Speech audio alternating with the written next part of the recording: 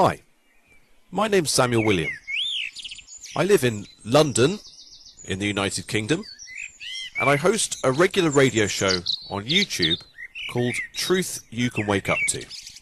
I, like many others in this country, have come to a decision, and that is to stop funding the BBC. That means no longer paying the TV licence. Now I say lots of other people, well, who are they? Are they militant fundamentalists?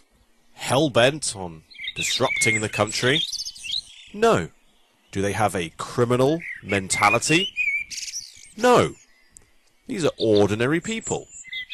Teachers, nurses, office workers, parents, grandparents, students, and even media professionals. I mean, we have an aggressive culture. You two work for the BBC. I worked for the BBC for 30 years. When I was at the BBC, it promoted the licence fee by saying how wonderful it was. But now, the organisation you work for says, we know where you are. Auntie's put boxing gloves on, and I was so incensed by the idea that I'm guilty of something that I actually cancelled my TV licence fee a few months ago. Because I'm not going to have the BBC or any organisation threatening me.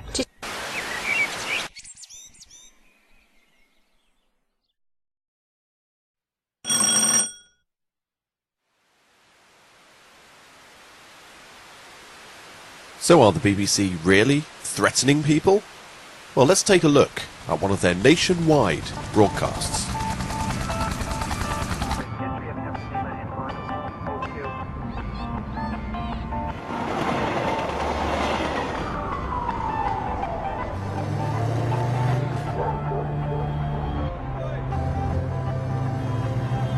Your town, your street, your home.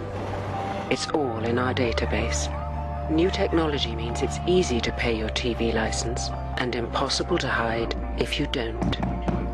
It's all in the database.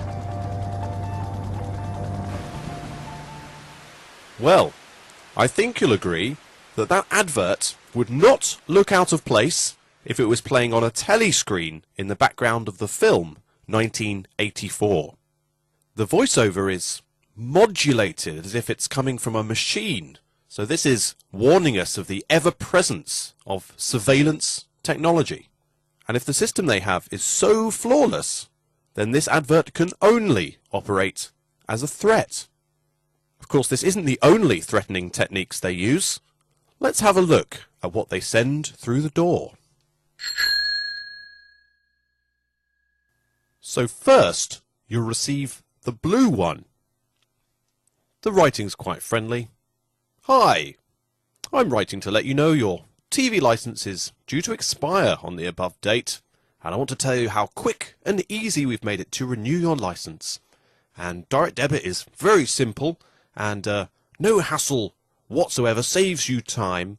And remember, you must have a valid TV licence to receive or record any TV programme service. So why not sort it out today? It's one less thing to worry about. Well, do we have anything to worry about? Or maybe we should worry about the orange one that turns up next. Now the language is a little bit more serious. You need to pay immediately. Our records show you have not renewed your TV licence.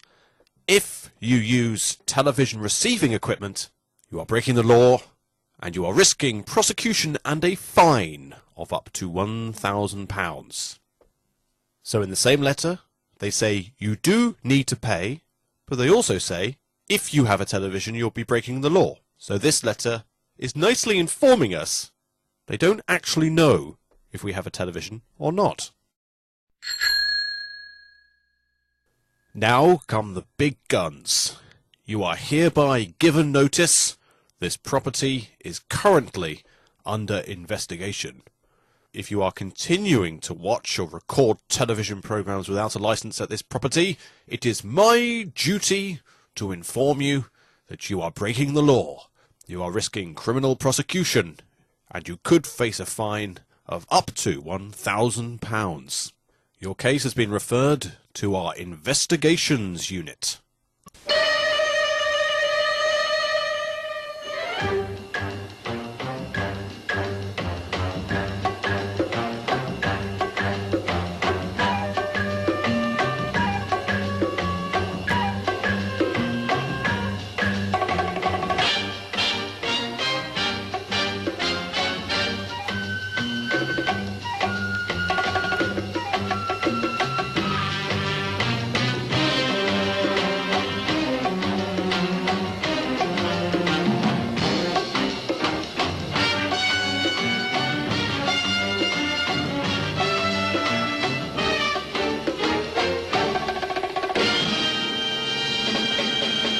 There could be a number of, different replies, couldn't there? I mean, I need time to think one up. Huh? We know you've got one. We detected it. Oh.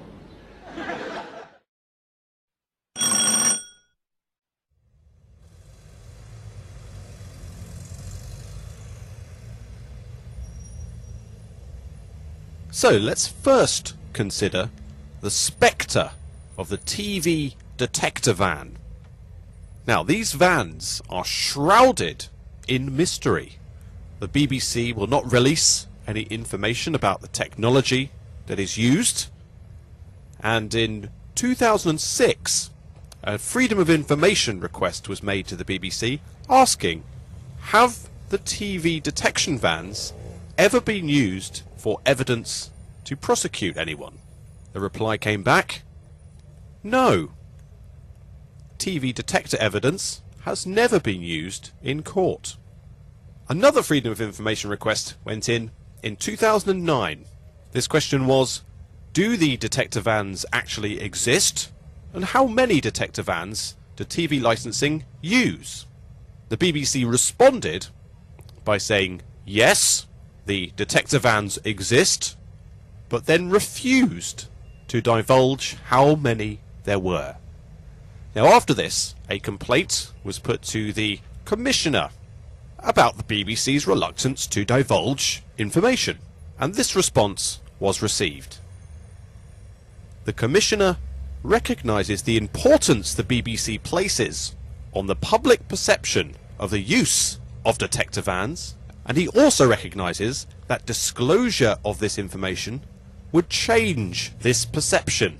The BBC in 2010 actually stated themselves that the public perception of detector vans has always been a very cost-effective way of enforcing the TV licence.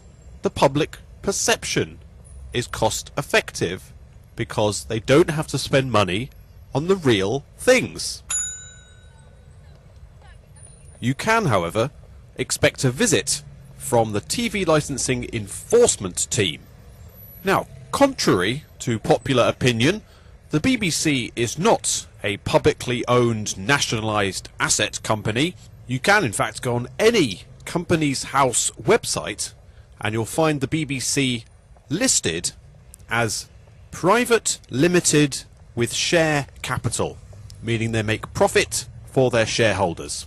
So in that they are a privately owned corporation, what authority do the TV licensing enforcement team have over you? The answer? Well, none, actually. The only role they have to fulfill is to get your name. And that's because as a privately owned corporation, the BBC are trying to make a contract with you. They need your name, address, and they need your signature.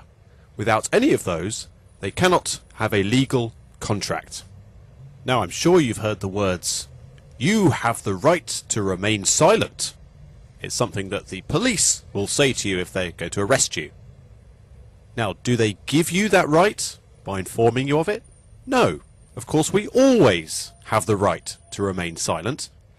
And your right to remain silent essentially means you have the right to abstain from entering into any contract if you wish to. But of course the enforcement team from TV licensing don't really care about your rights. They just want your name. It's 111. Who are you? Well, the reason why I'm asking is that I'm calling for TV licenses. Yeah. Okay. Yeah? Okay. Do you have a TV license at an alien address? Am I obliged to talk to you? Only if you want to, sir. I have no need for a television licence. Why is that? I have no need for a television licence. Do you have no TV? I'm not obliged to speak to you. Okay, well, let's give your name and telephone number and get somebody from the office to speak to you. Am I obliged to do that? Only if you want to, sir. No, thank you. Okay, thanks for your help. Okay. Bye-bye. Bye. Right, okay. Yeah, I'm just making an inquiry here, you see. Okay, why don't you mind being filmed? Well, okay, you can come away. My name's Ray Coxon from the TV licensing. Okay. Okay. I'm Thank just you. making an inquiry here. Okay. I don't appear to have a TV license set up. I wonder if you can tell me what the situation is, please. I don't wish to divulge any information to you right this minute. Alright, thank you. Thank you very much. Bye-bye.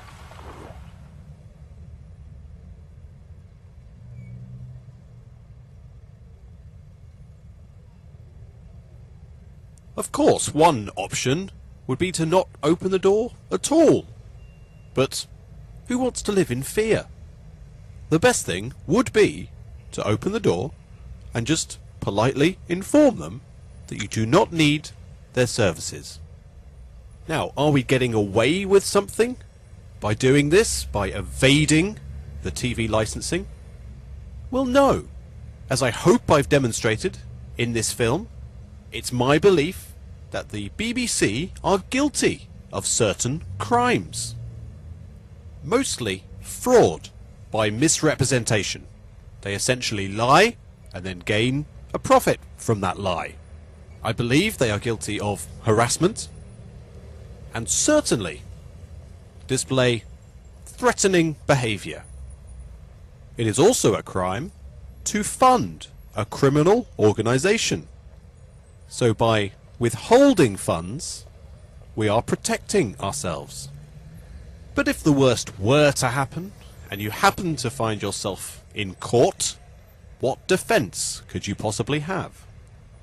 Well, any case against you would be instantly thrown out once you point out what it says in our Bill of Rights from 1689, which is possibly the most powerful law in the country. It says that all grants and promises of fines of particular persons before conviction are illegal and void. That means if you've been threatened with a fine before it has been ascertained if you are guilty or innocent, then that fine does not and cannot apply. So if the worst penalty for not paying your TV licence is a £1,000 fine, and that fine can never be enforced because it was promised under illegal circumstances, then there can really only be one question. When are you going to assert your freedom?